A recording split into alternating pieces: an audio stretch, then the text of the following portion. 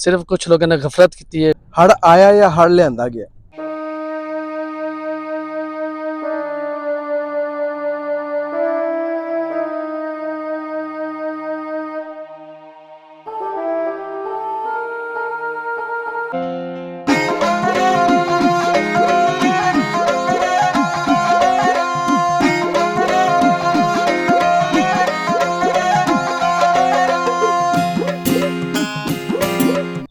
अस्सलाम वालेकुम, की हाल है मित्रों प्यारे?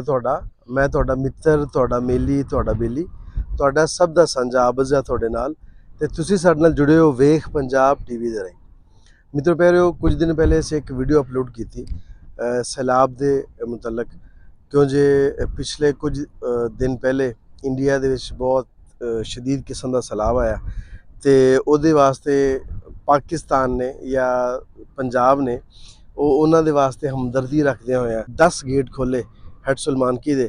ਉਹਦੇ ਨਾਲ ਕੀ ਹੋਇਆ ਕਿ ਉਧਰ ਵਾਲਾ ਜਿਹੜਾ ਹੜ੍ਹ ਦਾ ਬਹੁਤ ਜ਼ਿਆਦਾ ਖਤਰਾ ਸੀ ਉਹ ਟਲ ਗਿਆ, ਪਰ ਉਹਦਾ ਕਿਸੇ ਹੱਦ ਤੱਕ ਸਾਨੂੰ ਨੁਕਸਾਨ ਵੀ ਹੋਇਆ। ਉਹਦੇ ਵਾਸਤੇ ਸਾਡੀ ਹਕੂਮਤ ਨੇ ਜਾਂ ਸਾਡੇ ਲੋਕਾਂ ਨੇ ਕੁਝ ਇੰਤਜ਼ਾਮਾਤ ਕੀਤੇ ਵੀ ਸਨ, ਪਰ ਕੁਝ ਜਗ੍ਹਾ ਤੇ ਸ਼ਾਇਦ ਲਾਪਰਵਾਹੀ ਹੋਈ ਜਾਂ ਕੁਝ ਜਗ੍ਹਾ ਤੇ ਸ਼ਾਇਦ ਧਿਆਨ ਨਹੀਂ ਗਿਆ, ਕਿਉਂਕਿ ਦਰਿਆ ਦਾ ਜਿਹੜਾ ਏਰੀਆ ਹੈ ਸਤਲੁਜ ਦਾ ਉਹ ਬਹੁਤ ਵਸੀ ਹੈ। ਲਹਿੰਦੇ ਪੰਜਾਬ ਨੂੰ ਵੀ ਸੈਲਾਬ ਨੇ ਘੇਰ ਲਿਆ।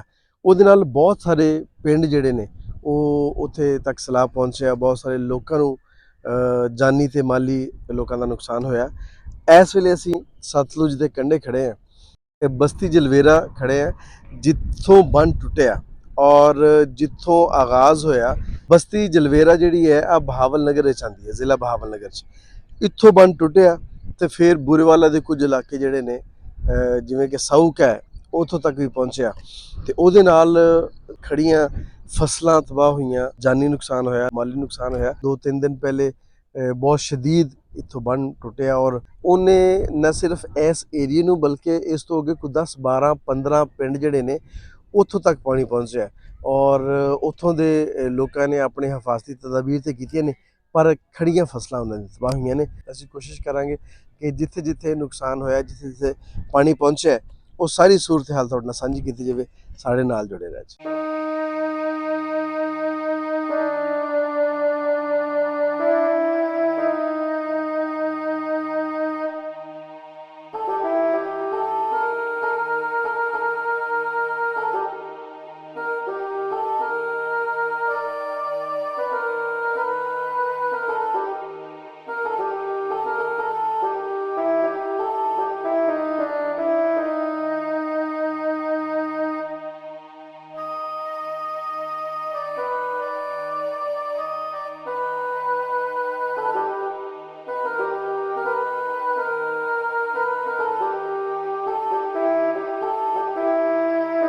अस्सलाम वालेकुम। वालेकुम सलाम। ਕੀ ਨਾਮ ਹੈ ਤੁਹਾਡਾ? हाफिज मोहम्मद अहमद।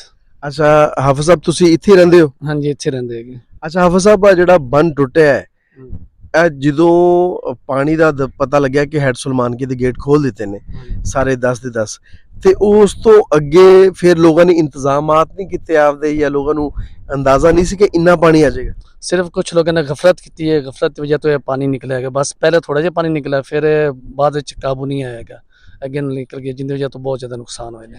ਤੇ ਜਿਹੜਾ ਬੰਨ ਟੁੱਟਾ ਹੈ ਅੱਜ ਜਦੋਂ ਪਾਣੀ ਦਾ ਜ਼ਾਹਰੀ ਬਾਤ ਹੈ, ਜਿਹੜੇ ਇੱਥੇ ਲੋਕ ਨਾਲ ਰਹਿੰਦੇ, ਦੇਖੋ ਦਰਿਆ ਦੇ ਕੰਢੇ ਤੇ ਬਿਲਕੁਲ ਇੱਥੇ ਲੋਕ ਰਹਾਇਸ਼ ਪਜ਼ੀਰ ਨੇ, ਤੇ ਉਹਨਾਂ ਨੇ ਆਣ ਕੇ ਵੇਖਿਆ ਨਹੀਂ ਕਿ ਯਾਰ ਪਾਣੀ ਇੰਨਾ ਜ਼ਿਆਦਾ ਹੈ ਤੇ ਚਲੋ ਆਪਾਂ ਰਲ ਕੇ ਇਹਨੂੰ ਕਰ ਲਈਏ, ਜਾਂ ਹਕੂਮਤ ਨੂੰ ਕੋਈ ਅਪੀਲ ਕੀਤੀ ਹੋਵੇ ਜਾਂ ਕਿਸੇ ਇੰਤਜ਼ਾਮੀਆ ਤੱਕ ਪਹੁੰਚੇ ਹੋਣ ਕਿ ਇਹਦਾ ਕੁਝ ਇੰਤਜ਼ਾਮ ਕਰੋ? ਨਹੀਂ, ਸਿਰਫ ਗਫਲਤ ਕੀਤੀ ਹੈਗੀ। ਬਾਕੀ ਅਗਰ ਕੋਸ਼ਿਸ਼ ਕਰਿਆ ਨਾ ਤਾਂ ਕਾਬੂ ਪਾ ਸਕਦੇ ਸੀ। ਗਫਲਤ ਦੀ ਵਜ੍ਹਾ ਤੋਂ ਪਾਣੀ ਅੱਗੇ ਨਿਕਲ ਗਿਆ, ਬਾਅਦ ਵਿੱਚ ਫਿਰ ਕਾਬੂ ਨਹੀਂ ਆ ਸਕਿਆ। ਸਹੀ। ਤੇ ਤੁਹਾਡੇ ਅੰਦਾਜ਼ੇ ਦੇ ਮੁਤਾਬਕ ਕਿੰਨੇ ਪਿੰਡ ਨੇ ਜਿਹੜੇ ਇਹਦੇ ਨਾਲ ਮੁਤਾਸਰ ਹੋਏ ਹੋਣਗੇ? ਕਮੋ ਬੇਸ਼ ਤਕਰੀਬਨ ਬਸਤੀਆਂ ਹੈਗੀਆਂ 20 ਤੋਂ 25 ਬਸਤੀਆਂ ਨੇ ਜਿਹੜੀਆਂ ਅੱਛਾ ਹਾਂਜੀ ਪਾਣੀ ਦੇ ਜ਼ੇਰੇ ਆਬ ਆ ਗਏ ਨੇ। ਤੁਹਾਡੇ ਅੰਦਾਜ਼ੇ ਦੇ ਮੁਤਾਬਕ ਫਸਲਾਂ ਨੂੰ ਕਿੰਨਾ ਨੁਕਸਾਨ ਹੋਇਆ? ਫਸਲਾਂ ਅਕਸਰ ਲੋਕਾਂ ਦੀ ਮੱਕੀਆਂ ਖੜੀਆਂ ਸੀ, ਉਹ ਵੀ ਤਬਾਹ ਬਰਬਾਦ ਹੋ ਗਈਆਂ ਨੇ। ਫਿਰ ਤਿਲੀ ਦੀ ਫਸਲ ਬਹੁਤ ਜ਼ਿਆਦਾ, ਉਸ ਤੋਂ ਇਲਾਵਾ ਲੋਕਾਂ ਦੀ ਤੂੜੀਆਂ ਪਈਆਂ ਸੀ ਉਹ ਦਰਿਆ ਦੇ ਵਿੱਚ ਚਲੀਆਂ ਗਈਆਂ ਨੇ, ਝੋਨਾ ਸੀ, ਇਸ ਤਰ੍ਹਾਂ ਬਹੁਤ ਜ਼ਿਆਦਾ ਜਾਨੀ ਨੁਕਸਾਨ ਹੋਏ ਨੇ। मतलब कि इस नुकसान का फिलहाल तो शायद ना अंदाजा हो रहा है, लेकिन जिवें वो डंगरां वास्ते पट्टे चरी वगैरह की बहुत ज़्यादा तिलों की फसल महंगी ਫਸਲ ਹੈ, ਤੇ ਉਸ ਤੋਂ ਇਲਾਵਾ ਜਿਹੜੇ ਤੂੜੀ ਤੁਸੀਂ ਕਹਿ ਰਹੇ ਹੋ, ਸਾਰਾ ਸਾਲ ਫਿਰ ਗੁਜ਼ਾਰਾ ਕਰਨਾ ਹੁੰਦਾ ਹੈ ਜ਼ਿਮੀਂਦਾਰ ਨੇ ਡੰਗਰਾਂ ਵਾਸਤੇ, ਤੇ ਉਹ ਨੁਕਸਾਨ ਬਹੁਤ ਹੈ ਜੀ, ਬਹੁਤ ਜ਼ਿਆਦਾ ਨੁਕਸਾਨ ਹੋਇਆ ਹੈਗਾ। ਕੀ ਨਾਮ ਹੈ ਤੁਹਾਡਾ? मोहम्मद नासिर। ਅੱਛਾ ਨਾਸਰ ਭਈਆ, ਦੱਸੋ ਕਿ ਤੁਸੀਂ ਇੱਥੇ ਦੇ ਰਹਿਣ ਵਾਲੇ ਹੋ? हाँ जी, इतने बहावल नगर एरिया ਅੱਛਾ ਨਾਸਰ ਭਈਆ, ਦੱਸੋ ਕਿ ਬਸਤੀ ਜਲਵੇਰਾ ਦਾ ਇੱਥੋਂ ਜਿਹੜਾ ਬੰਨ ਟੁੱਟਾ ਹੈ, ਇਸ ਤੋਂ ਇਲਾਵਾ ਪਿੱਛੇ ਐਸੇ ਬਹਾਵਲ ਨਗਰ ਦੇ ਏਰੀਏ ਦੇ ਵਿੱਚ ਕਿਸੇ ਹੋਰ ਜਗ੍ਹਾ ਤੋਂ ਵੀ ਟੁੱਟੇ ਨੇ ਬੰਨ? हाँ जी, इससे पीछे बहावल नगर दा एरिया चावे का उत्थे भी बंद टुटा है, बुक्का पत्ता ने उस तो पीछे उसने भी काफ़ी नुकसान किए ने। पूरा जिला बहावल नगर दे जिन्ना भी एरिया है उनदे विच नुकसान होया है। दे विच जोधे का इस तो अगे जोधे के जो निकला पानी वो फिर वियाड़ी विच भी गया, उत्थे भी नुकसान किए उन्हें। अगे साहू का क्रॉस करते टोटल जो पानी है बहावल नगर एरिए च उधर।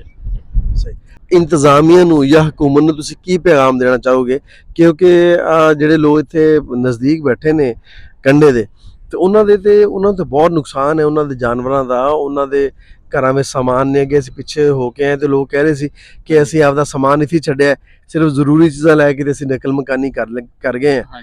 ਉਹਦੇ ਵਿੱਚ ਤੁਸੀਂ ਕੀ ਸਮਝਦੇ ਹੋ, ਕੋਈ ਪੈਗਾਮ ਦੇਣਾ ਚਾਹੋ ਹਕੂਮਤ ਨੂੰ ਕਿ ਉਹਨਾਂ ਨੂੰ ਕੀ ਕਰਨਾ ਚਾਹੀਦਾ ਹੈ? हाँ जी, हुकूमत वास्ते ये पैगाम है कि जिन्ने भी इतने किनारे ते बस्तियां ने आबाद ने घर ने उन्हां वास्ते बन बनना जावे। एक प्रॉपर जो हर साल सैलाब आंदा है ते उनकी हिफाजत वास्ते कि पैनियां बस्तियां जेहड़ियां ने बच जावन, जिमीदार दा नुकसान ना होवे। जिमीदार दा दारोमदार जेहड़ा है फसल ते, अगर फसल भी डुब जावे तो पूरे मुल्क दी तरक्की जेहड़ी है वो रुक जाएगी। ਸਹੀ ਕਹਿੰਦੇ। ਸਾਡੇ ਪਿੱਛੇ ਅਸੀਂ ਦੇਖ ਰਹੇ ਹਾਂ ਕਿ ਬਹੁਤ ਦੂਰ ਦੂਸਰਾ ਕੰਢਾ ਸਾਨੂੰ ਨਜ਼ਰ ਆ ਰਿਹਾ ਹੈ।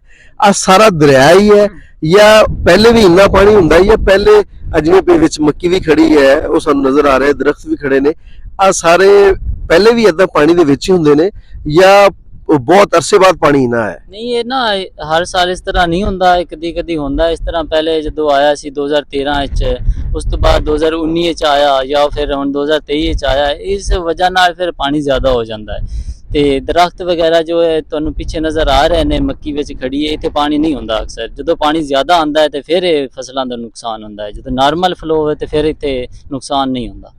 ਅੱਛਾ ਜਿਹੜੀਆਂ ਇਸ ਏਰੀਏ ਦੇ ਵਿੱਚ ਦਰਿਆ ਦੇ ਵਿੱਚ ਜਿੱਥੇ ਹੁਣ ਪਾਣੀ ਹੈ, ਆ ਮੱਕੀ ਖੜੀ ਹੈ ਪਰਲੇ ਪਾਸੇ, ਆ ਮਲਕੀਤੀ ਜ਼ਮੀਨ ਹੈ ਜਾਂ ਦਰਿਆਈ ਜ਼ਮੀਨ ਹੈ? ਵੈਸੇ ਲੋਕਾਂ ਨੇ ਕਬਜ਼ੇ ਕੀਤੇ ਹੋਏ ਨੇ। नहीं, ये मलकीती ज़मीन है, दरिया की ज़मीन इत्थे नहीं है। इंतकाल है लोकां दे जेहड़े किनारे जिथे खड़े हैं, ये भी इंतकाल है, परली साइड ते भी इंतकाल है। दरिया जेहड़ा अपना रुख जेहड़ा चेंज करता है, किसी दी ज़मीन विच हो गई है मलकीती ज़मीन है। ਬਹੁਤ ਸ਼ੁਕਰੀਆ ਜਨਾਬ ਤੁਹਾਡਾ, ਥੈਂਕ ਯੂ। ਅਸੀਂ ਇਸ ਵੇਲੇ ਦਰਿਆ ਨੂੰ ਕ੍ਰਾਸ ਕਰਨ ਵਾਸਤੇ ਬੇੜੀ ਤੇ ਬੈਠੇ ਹਾਂ। ਦਰਿਆ ਕ੍ਰਾਸ ਕਰਕੇ ਅਸੀਂ ਜਾਂਦੇ ਹਾਂ ਔਰ ਪਤਾ ਲੱਗਿਆ ਕਿ ਉਧਰਲੀ ਸਾਈਡ ਤੇ ਵੀ ਬੰਨ ਟੁੱਟਿਆ, ਉਧਰ ਵੀ ਕਾਫੀ ਨੁਕਸਾਨ ਹੋਇਆ। ਆਪਣੇ ਕੈਮਰੇ ਦੀ ਅੱਖ ਨਾਲ ਤੁਹਾਨੂੰ ਵਿਖਾਉਣ ਵਾਸਤੇ ਅਸੀਂ ਹੁਣ ਦਰਿਆ ਪਾਰ ਕਰਨ ਲੱਗੇ ਹਾਂ, ਬੇੜੇ ਤੇ ਆ, ਤੁਸੀਂ ਵੇਖ ਸਕਦੇ ਹੋ, ਤੇ ਉੱਥੇ ਜਾ ਕੇ ਅਸੀਂ ਵਿਖਾਣੇ ਹਾਂ ਕਿ ਉੱਥੇ ਕੀ ਕੀ ਨੁਕਸਾਨ ਹੋਇਆ ਹੈ।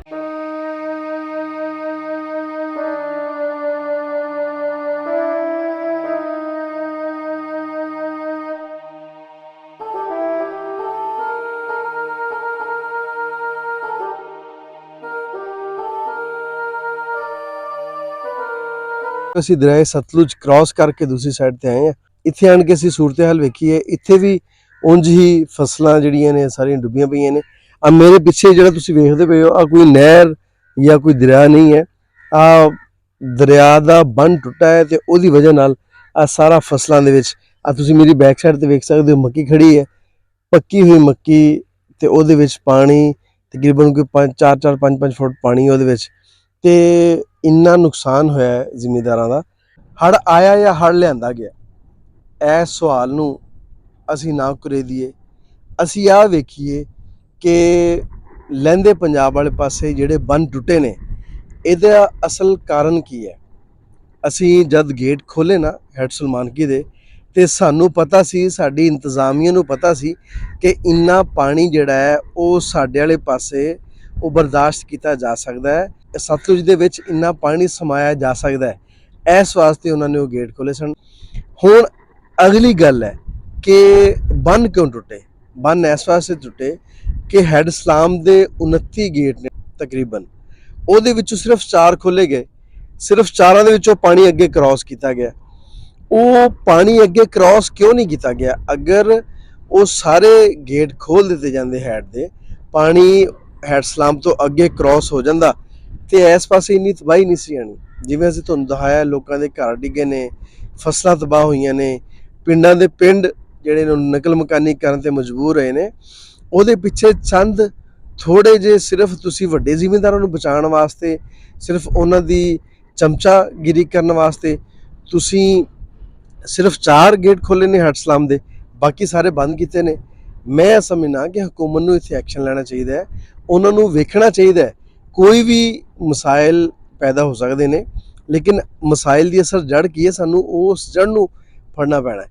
ਜੇ ਅਸੀਂ ਵੇਖਦੇ ਰਹੇ ਕਿ ਹਾਂ ਹੜ੍ਹ ਆ ਗਿਆ, ਇੱਥੇ ਅਮਦਾਦੀ ਕੈਂਪ ਲਾ ਦਿਓ, ਇੱਥੇ ਆ ਪਿੰਡਾਂ ਦੇ ਪਿੰਡ ਜਿਹੜੇ ਰੁੜ ਗਏ ਨੇ, ਕੋਈ ਨਹੀਂ ਚਲੋ ਇਹਨਾਂ ਦੀ ਥੋੜ੍ਹੀ ਜਿਹੀ ਇਮਦਾਦ ਕਰ ਦਿਓ, ਜਾਨੀ ਨੁਕਸਾਨ ਹੋ ਗਿਆ ਤੇ ਇੰਨੇ ਲੱਖ ਦੀ ਇਮਦਾਦ ਦਾ ਐਲਾਨ ਕਰ ਦਿਓ। ਇੰਜ ਨਹੀਂ ਹੋਣਾ। ਇੰਜ ਕੀ ਫਾਇਦਾ ਹੈ? ਕਿਸੇ ਦਾ ਕੋਈ ਅਗਰ ਕੋਈ ਘਰ ਦਾ ਜੀ ਚਲਾ ਗਿਆ, ਉਹ ਮੁੜ ਕੇ ਆ ਸਕਦਾ ਕੋਈ 5 10 20 ਲੱਖ ਨਾਲ? ਜੇ ਕਿਸੇ ਦੇ ਕੋਈ ਡੰਗਰ ਚਲੇ ਗਏ ਨੇ, ਫਸਲਾਂ ਤਬਾਹ ਹੋ ਗਈਆਂ ਨੇ, ਉਹ ਵਾਪਸ ਆ ਸਕਦੀਆਂ ਥੋੜ੍ਹੀ ਥੋੜ੍ਹੀ ਜਿਹੀ ਇਮਦਾਦ ਦੇ ਨਾਲ। ਉਹਦੇ 'ਚ ਤੁਸੀਂ ਆਹ ਵੇਖੋ ਕਿ ਆਹ ਹੋਇਆ ਕਿਉਂ ਹੈ। ਹੈੱਡ ਸਲਾਮ ਤੇ ਮੈਂ ਬਾਰ-ਬਾਰ ਰਿਪੀਟ ਕਰ ਰਿਹਾ ਕਿ ਹੈੱਡ ਸਲਾਮ ਦੇ ਸਾਰੇ ਗੇਟ ਨਹੀਂ ਖੋਲ੍ਹੇ ਗਏ। ਪਿਛਲੀ ਵੀਡੀਓ ਦੇ ਵਿੱਚ ਵੀ ਬੰਦਾ ਇੱਕ ਕੁਰਲਾਉਂਦਾ ਰਿਹਾ, ਉਹਨੇ ਆਖਿਆ ਕਿ ਹੈੱਡ ਸਲਾਮ ਦੇ ਨਾਲ ਕੁਝ ਪਲਾਟ ਪਏ ਨੇ ਬਹੁਤ ਵੱਡੇ ਵੱਡੇ, ਜਿਨ੍ਹਾਂ ਦੇ ਵਿੱਚ ਪਾਣੀ ਛੱਡਿਆ ਜਾ ਸਕਦਾ ਹੈ। 40-50 ਹਜ਼ਾਰ ਕਿਊਸਕ ਇੱਕ ਪਲਾਟ ਦੇ ਵਿੱਚ ਪਾਣੀ ਛੱਡਿਆ ਜਾ ਸਕਦਾ। 2 ਪਲਾਟ ਪਏ ਨੇ ਤੇ ਇੰਤਜ਼ਾਮੀਆ ਉਧਰ ਕਿਉਂ ਨਹੀਂ ਲੈ ਕੇ ਜਾਂਦੀ ਪਾਣੀ ਨੂੰ? ਉਹ ਸਾਰੇ ਗੇਟ ਕਿਉਂ ਨਹੀਂ ਖੋਲ੍ਹਦੀ ਪਈ? ਉਹ ਕਿਉਂ ਚਾਹ ਰਹੀ ਹੈ ਕਿ ਡੁੱਬਣ? ਸਾਨੂੰ ਆਪਣੀ ਇਸਲਾਹ ਕਰਨ ਦੀ ਲੋੜ ਹੈ। ਜੇ ਹਕੂਮਤਾਂ ਨੂੰ, ਜੇ ਸਰਕਾਰ ਨੂੰ ਇਸ ਗੱਲ ਦਾ ਇਲਮ ਨਹੀਂ ਹੈ ਤੇ ਉਹਨਾਂ ਨੂੰ ਜ਼ਰਾ ਚੁਕੰਨੇ ਹੋ ਜਾਣਾ ਚਾਹੀਦਾ ਔਰ ਇਸ ਗੱਲ ਤੇ ਐਕਸ਼ਨ ਲੈਣਾ ਚਾਹੀਦਾ ਹੈ। ਤੇ ਜੇ ਉਹਨਾਂ ਨੂੰ ਪਤਾ ਹੈ ਤੇ ਫਿਰ ਉਹ ਸਾਡੇ ਨਾਲ ਲੁਕਾਈ ਦੇ ਨਾਲ, ਰੱਬ ਦੀ ਮਖਲੂਕ ਦੇ ਨਾਲ ਬਹੁਤ ਧਰੋਹ ਕਰਦੇ ਪਏ ਨੇ। ਇਹਦਾ ਇੰਜਾਮ ਬਹੁਤ ਬੁਰਾ ਹੋਏਗਾ। ਦੁਆ ਹੈ ਕਿ ਸੋਹਣਾ ਸਹੀ ਸਾਨੂੰ ਕਮ ਅਜ਼ ਕਮ ਇਨਸਾਨ ਬਣਾ ਦੇਵੇ। ਅਗਲੇ ਦਰਜੇ ਮੁਸਲਮਾਨ ਵਾਲੇ, ਮੂਮਨ ਵਾਲੇ ਉਹ ਬਹੁਤ ਵੱਡੇ ਨੇ, ਅਸੀਂ ਕਮ ਅਜ਼ ਕਮ ਪਹਿਲੇ ਇਨਸਾਨ ਬਣ ਜਾਈਏ।